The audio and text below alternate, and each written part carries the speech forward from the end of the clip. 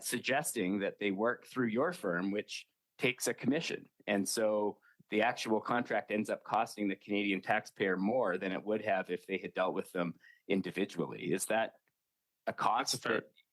That's a fair characterization. That's a fair characterization. And again, until the processes which have been in place since 2003 change, where the government can be a little more nimble and execute on directed contracts quicker, it's going to continue to happen. It's very frequent and commonplace where if an RFP if there's a solution that's needed quickly, then it's always the point of least resistance is to use an existing contract versus doing a new RFP.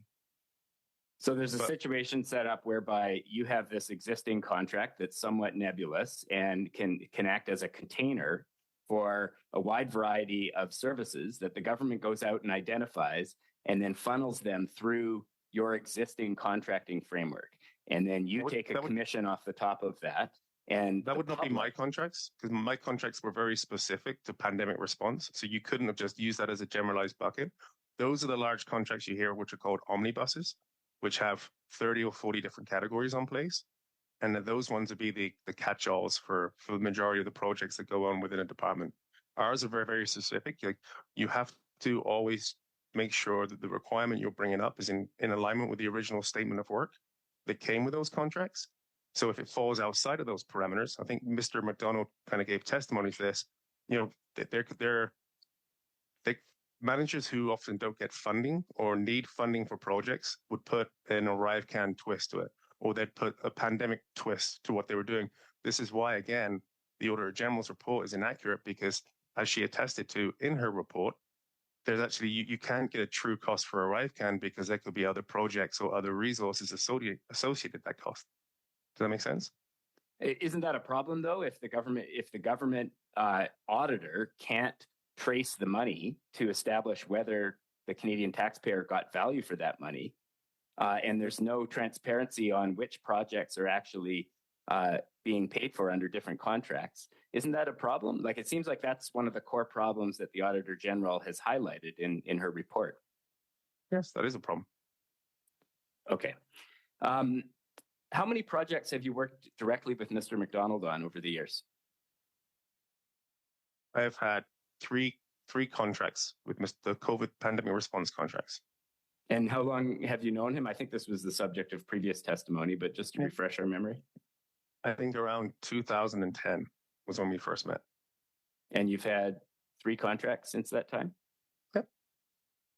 How many times has Coredex and Dalian been a subcontractor on your contracts, or have you subcontracted to them? They have never subcontracted through my contracts. And I think through Dalian and Coredex, it'll be a handful of times. I don't have the exact number. Fewer than 10? More than 5? Fewer than 10. More than 5. Okay. Yep. Okay. Thank you, Mr. Backrack. We now have Mrs. Block for 5, please. Thank you very much, Mr. Chair. And I'm going to circle back to some of the questions that my colleague was asking in regards to who from the government would have contacted you for these contracts. And I know you provided us with a name for a contract, and you stated that it was Angela Durgan from PSPC who had signed off on an email. I think that was in regards to the first contract that you had received. But in fact, you received 4 contracts for ArriveCAN, 3 which were non-competitive and 1 that was supposed to be competitive. So I'm going to ask if you could provide us with the names of those contacts on those contracts. Absolutely. And again, thank you for the question, but they were never ArriveCAN contracts. They were all pandemic response contracts, and ArriveCAN was not solely used on just one contract alone. It was used across 2 of them. So they're pandemic response ones as opposed to 4 ArriveCAN contracts. Okay, well, I do understand that the national security exemption was put in place during the pandemic. And so can you provide us with the names of the contacts from the government when you were awarded the 4 contracts? So Angela Durgan was 3 of them. And I don't have the lady's the full name for the 4th one, but I'm more than happy to share that with you after this. I would appreciate that because this information was requested from you last October, and you promised to undertake to provide those names for us, and you didn't. So I'm a little Sorry, bit I did leery provide. about that. No, I did provide those names as part of our evidence package. I gave all 3 emails. There were the contract awards, and all 3 of them showed Angela Durgan. The reason why the 4th one wasn't provided, because that was only asked for the COVID contracts, not for the 4th one. Okay, so we're going to make information was provided. So we're going to make a distinction in regards to your contracts as to whether it was the pandemic, COVID, or ArriveCAN. I got that. So you will National provide... security exemption. Yes, national security exemption, absolutely. So you have agreed to provide us with the name of the other individual that you were in contact with. Yes, I will. Thank you very much.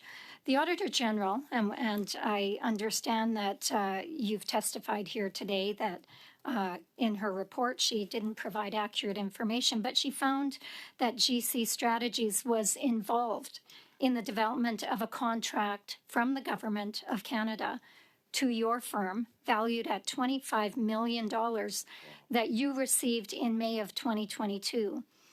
Who did you communicate with from the Government of Canada while you were helping to create that criteria? So first of all, the committee has subpoenaed me here to speak on behalf of things that I can talk about. Also, my understanding is these allegations have been moved to the RCMP, and in fear of interfering with the RCMP investigation, I don't think I can comment on that right now. So the RCMP didn't comment. So it's my understanding from testimony just a few minutes ago that you have been contacted by the RCMP. You're not under investigation right now, but you know what the RCMP is investigating? I have the same information everybody else. I have what I'm watching on testimony. I'm seeing what committee members are putting on Twitter. So I'm assuming all of the PSBC's testimony said all the findings from the Auditor General's report has been sent through there. So again, with that being a broad stroke and with actually not getting disclosure like we asked for prior to being here, understanding what those documents and that information was, I cannot comment right now on that information. You're not going to let us know who it was you were meeting with as you were constructing a contract that you knew you would end up getting? Yeah, that's your words, not mine. I'm just saying right now, as a result of this being pushed to RCMP, with all efforts of the committee behind it, unfortunately, I cannot comment on an ongoing RCMP investigation. Okay, well, I guess what I would ask is this commonplace? We'll get away from the actual contract in question, but is this commonplace for IT firms, for consulting firms to sit at the table and help determine the criteria for a contract that they are going to actually be bidding on? I'm not sure if I can comment on that. I can't comment on what everybody. I don't do that personally. I can't comment on what every other of the 635 other firms do. Point of order, Chair. Yes, go ahead, sir. The witness is refusing to answer questions under the auspices of a hypothetical, according to him, and he is required to answer the questions put to him by this committee, unless I'm mistaken. And if I am mistaken, I just ask for you to correct my understanding. But the witness is required to provide this information, and his lawyer would be able to tell him that it wouldn't prejudice a police investigation. Yeah, it's a fair point. We do require witnesses to answer questions. Actually, from looking at the item from swearing in witnesses refusal to answer questions, a failure to reply truthfully may give rise to a charge of contempt in the House. We will get to the next intervention, which is Miss Atwin, and then we will have a chance with Mr. Deltel. But we will be having a break after the next round that perhaps Mr. Firth can confer with his lawyer, and we can get back to this issue. Ms. Atwin, go ahead, please. Thank you, Mr. Chair. And thank you, Mr. Firth, for being here. I'm gonna kind of bounce all over the place, so forgive me. But I'd like to start with there was a question around Cordell, and I just need a bit of clarification. So, in relation to Cordell, you stated that you bought the company in 2015, and who did you buy it from? Chris Jurowitz, I think, was the gentleman that owned the company. Okay, because according to my notes, I had that Mr. Anthony and yourself, as well as Mr. White, were all listed as on the corporate info website. So was this company not registered prior to 2015? It was operating doing other government contracts, but myself, Mr. Anthony, our other business partner, when we were a 3-person team, we were the ones that purchased it in 2015. And then we subsequently after that, we applied to CRA and you applied to PSBC to do an official name change so we can put our own brand to it. Okay.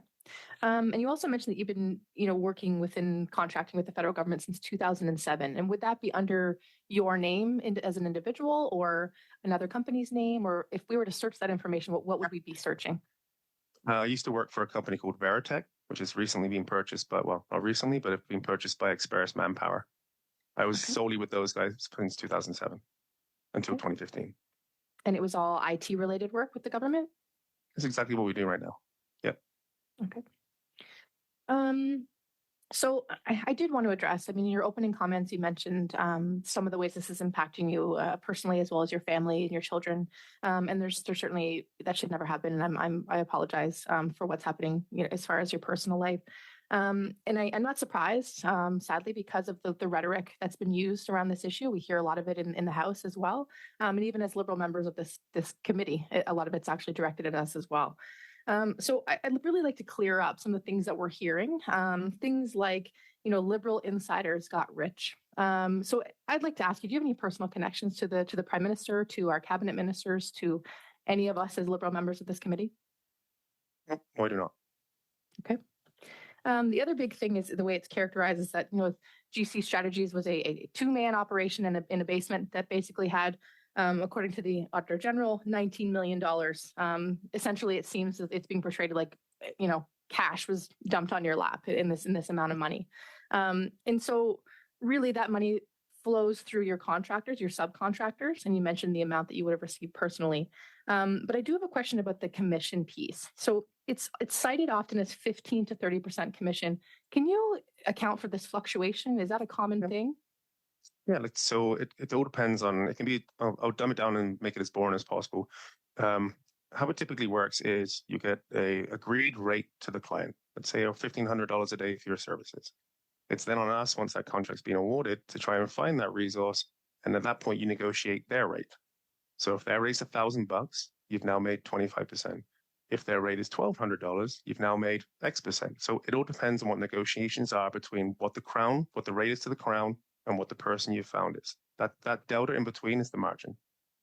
Okay, great. That's very helpful.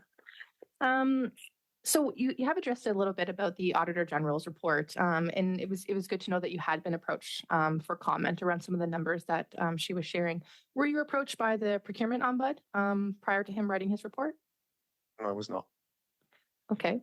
And do you feel that your input with the Auditor General was reflected? No. We commented on 2 parts, and they were not included, or really our thoughts were considered. This is why one of the biggest ones was the $19.1 million, because you'd understand what the uproar is going to be and how it's going to be used against you when you've been citing, like CBSA officials have been citing, that the number's closer to 12 million. And again, there's lots of reasons why there could be discrepancies. We understand the financial systems and the codes aren't the best at CBSA. Furthermore, is the approximation and the valuation that was provided in the AG report was billing up until May 2023, whereas we previously gave numbers from the application build, which finished in July of 2022. So there's another year's worth of billing there, which may not even be an ArriveCAN. But again, no one knows if it's ArriveCAN or not because how things are tagged internally. Okay. And To the extent you are aware, can you describe how the government may have tracked